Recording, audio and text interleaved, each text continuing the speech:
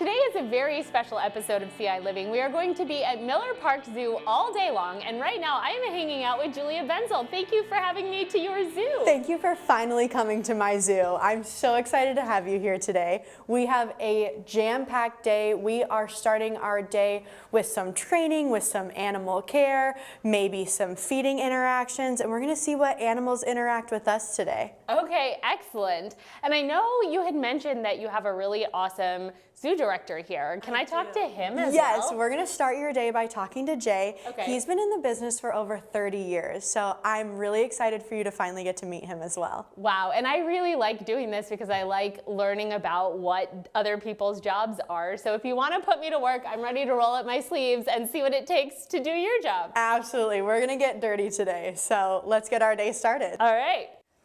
I am here today at the Miller Park Zoo with Jay Pratt, and we are going to have a little conversation, and then I would like to see what it's like to be a zookeeper, if that's cool. I am very excited to get that opportunity, not only for you, but so that your viewers can understand a little bit more of like what's our world, because it's not everything you just see, like, you know, right here in the front when you come and visit. Right. And what does it take to become a zoo director? Oh, I've been doing this a long time. I loved animals since I was just like little. National Geographic, like poking around out in the riverside. But in a small town, like with no zoos nearby, you had to be a veterinarian, you had to be a farmer or something, and those didn't appeal to me. It didn't just feel like the right fit. So I'm like, I'm gonna go to school for environmental law. Like it was one of those things, just off I went. And I was in Edmonton, Alberta, and some friends called me one day and they're like, there's this really neat place outside the city. It has a lot of big cats and cheetahs. We know you love those. So I went out, I started volunteering, I soon started working there, I soon started running the place, and then the rest of my career, my degrees, moving around, like figuring out which animals I love to take care of, looking for new opportunities, and then learning that those skills applied to also helping lead people is where I kind of like, you know, climbed up. And Bloomington, Illinois here, the same kind of region, same kind of feel for the people that, you know, I grew up with. And it was a really great opportunity for a small zoo. Felt like family, accredited, had all these little things that I liked, some really great animals, and it just felt like the right opportunity and the right fit for me. So been here 2.5 years now, and I'm very excited to, you know, be leading this team, be here in the community, working with our society, working with the city. There's so many components to it you're not quite ready for, just like I'm waiting to see what you're going to be not quite ready for as a zookeeper today, but it'll be a great learning experience. Well, and that's why I really enjoy doing these segments, because if somebody watching would like to be a zookeeper or thinks they want to be a zookeeper but doesn't necessarily know what's something they might not know, it's not all playing with animals, right? And I think that's one of the things that a lot of people believe. They come to the zoo, they're like, oh my God, it's so cool, and you have the best job. And even now, oh, you get to play with the animals all day. I do not, very much do not. It is a lot of really hard work. It's working in all sorts of weather conditions. It is record keeping, it's observations, it's data, it's planning, it's building things, like, you know, out somewhere else to then bring in to improve the animals' lives.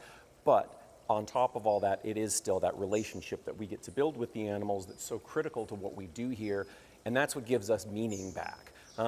As an industry, it's growing, it's becoming a better paying field, like I think AZA and accreditation, a lot of real good communication nowadays between zookeepers like across the nation, comparing like quality of life, standards of pay, and that is really encouraging, like, you know, the whole industry to, you know, improve for what that looks like. Because starting off, if you were a zookeeper, you probably had 2 or 3 other jobs and lived in like a house with 15 other people just to pay the bills. It's gotten way better than that now, but it's still very much a calling. Like, it's a lot of hard work, but it is so rewarding because we get to come to work every day and work with Rojo the tiger and the otters, immerse ourselves in like this jungle where there's like birds and primates, and it's just, it's such a wonderful place to be able to work, and no 2 days are the same.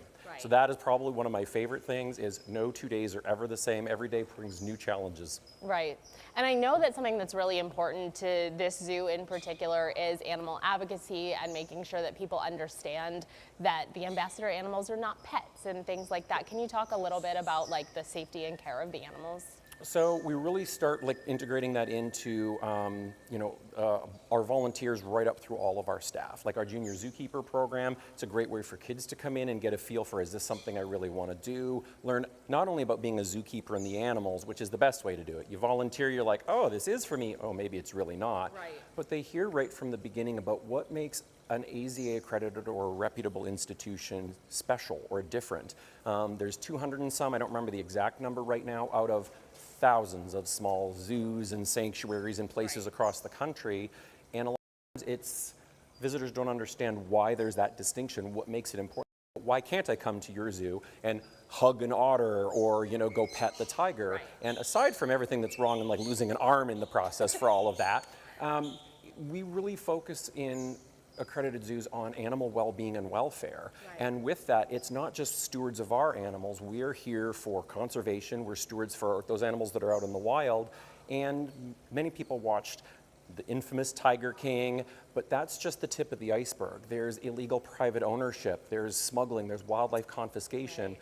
There's so many things that we get involved with as AZA accredited zoos where we can help the bigger problem around the world, like animal trafficking. All of these things are actually very real problems that we work very closely with AZA and partner zoos to see where we can help out. Being small, it's tough for us to be like, well, we can hold these animals or we can keep them, but what we can do is provide expertise, resources, transportation, and those things where we can help out and make sure that we're part of it, and education and advocacy. So our messaging, social media, and these sorts of opportunities will always be, exotic animals generally do not make good pets.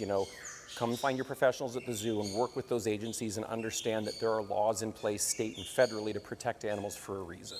Right. Well, thank you so much for all this information. You're welcome. And now I think I'm going to go team up with Julia. I think you are. I think you're going to have a great day. I think you need to go and see everything our little zoo has to offer and have a great day with Julia. Awesome. Thank you so much. You're very welcome.